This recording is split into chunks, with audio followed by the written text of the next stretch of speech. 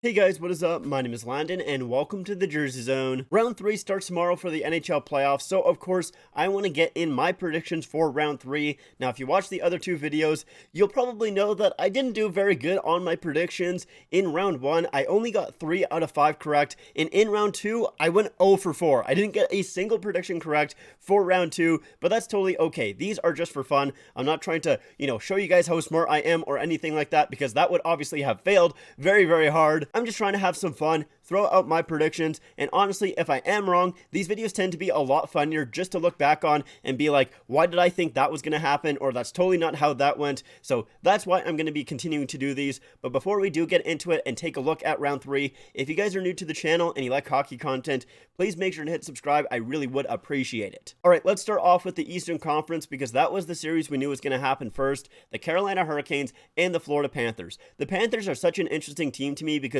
if you take a look at their analytics, and not even like a deep dive, just like the basic stuff like, ozone possession and scoring chances and that kind of stuff, usually they're on the losing side of that. Usually they are, outchanced and, have a lot less ozone time than the other team, but they usually win those games. They are just not really a team that you can kind of take a look at those stats and just go off that. You really need to watch the games with the Florida Panthers, because if there is an opportunity, they'll take it and they'll probably score in it as well. They don't need a lot of time. They're really good on the forecheck with guys like Kachuk and Sam Bennett and Reinhart as well. They're also pretty good in the defensive zone as well. They do spend a lot of time there. However, when they do get the puck in their own zone, they don't usually look for that breakout pass. They'll usually just flip it out to center. They do a very good job at making sure that they don't ice the puck when they do that. They usually do a very good job at just flipping out to center, having their wingers jump on the puck, and that's usually where they get their rush chances and usually where they get their goals as well. And on top of that as well, when they do get into trouble in their own zone,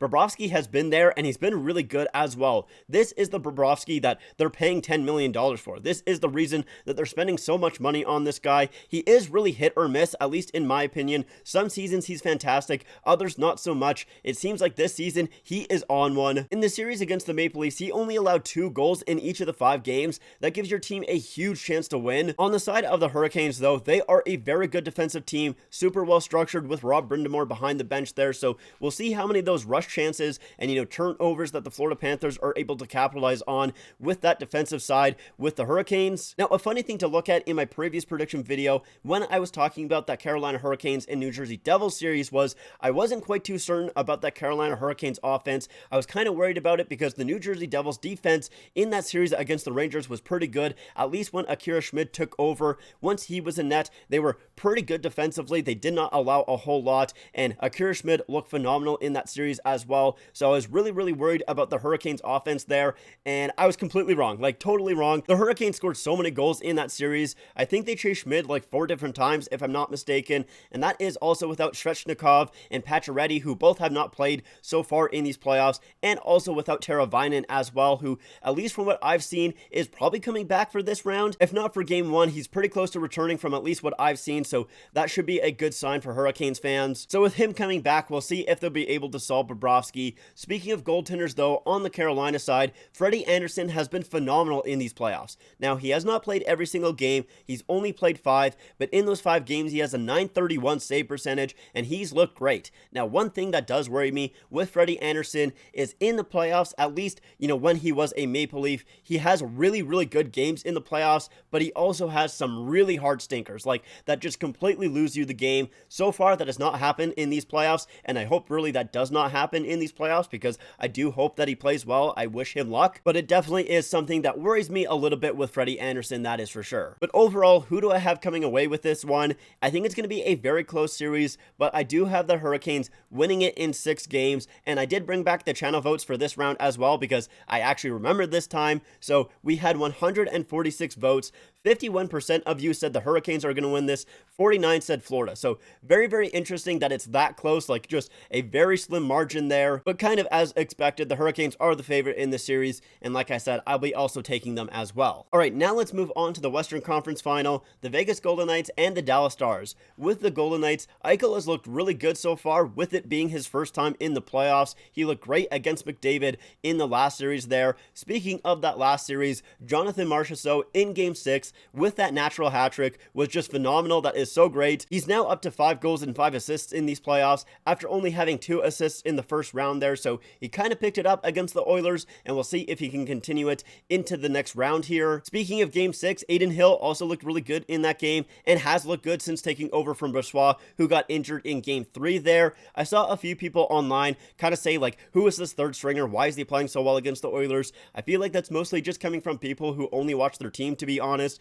because at least for myself personally, I feel like Adin Hill has been a good backup goaltender for a little while here. I mean, I guess he's only technically the third stringer in the depth chart. He has been the backup these entire playoffs so far, but it's just so weird how deep Vegas's goaltending is right now. You know, you have Logan Thompson, who's been injured for a while. That is their starter, and he hasn't played in these playoffs. Then you have Laurent Brossoit, who's been pretty good. Obviously, he is now injured. Then you have Adin Hill, and behind Adin Hill, some of you may have forgotten, they still have Jonathan Quick. Jonathan Quick right now is the backup goaltender and technically their fourth string goaltender. That is just so weird. Like, obviously Jonathan Quick has not played that great so far this season, but just the fact that you can see his name and be like, yeah, that is the fourth option for the Vegas Golden Knights for their goalies, it's just really weird to me. Anyways, that tangent aside, with the Dallas Stars, I want to start off by talking about Roope Hintz, because man, this guy is a gamer. He is such a playoff performer, and we really need to start talking about him more often because I feel like not enough people know his name, at least more in the casual space, like the casual hockey world. If you're a hardcore fan, which,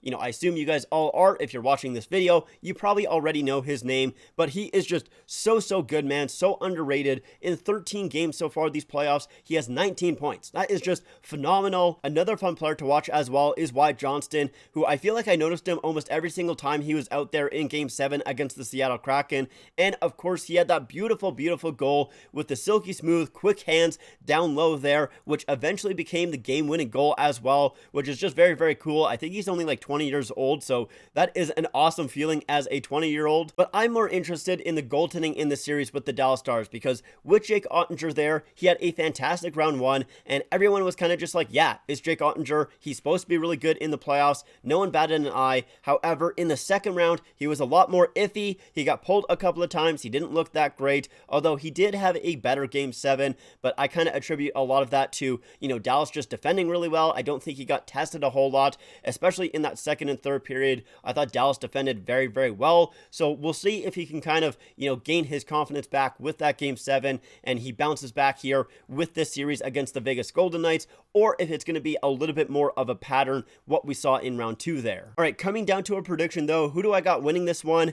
I have the Vegas Golden Knights taking this series in 7 games. Now, I probably should not say 7 games because with Peter DeBoer, the coach for the Dallas Stars, he is undefeated in Game 7s. I believe he is now 7-0 in Game 7s. I might be incorrect on how many wins, but he's undefeated. I know that is for sure. So if I do have this going to a Game 7, I probably should say Dallas, but I am going to stick with Vegas. As for the community poll though, we had 141 votes. 53% of you said Vegas, 47 said Dallas. So once again, a very close vote here. But anyways, those are my predictions. I apologize to Carolina and Vegas fans because since I picked you guys, you're probably going to lose now. I apologize for that in advance, but yeah, let me know your guys' predictions in the comments down below. Thank you guys so much for watching. I do hope you guys enjoyed. If you guys did, make sure to like the video and also subscribe as well. Also, make sure to follow me on my Instagram, my Twitter, and my TikTok.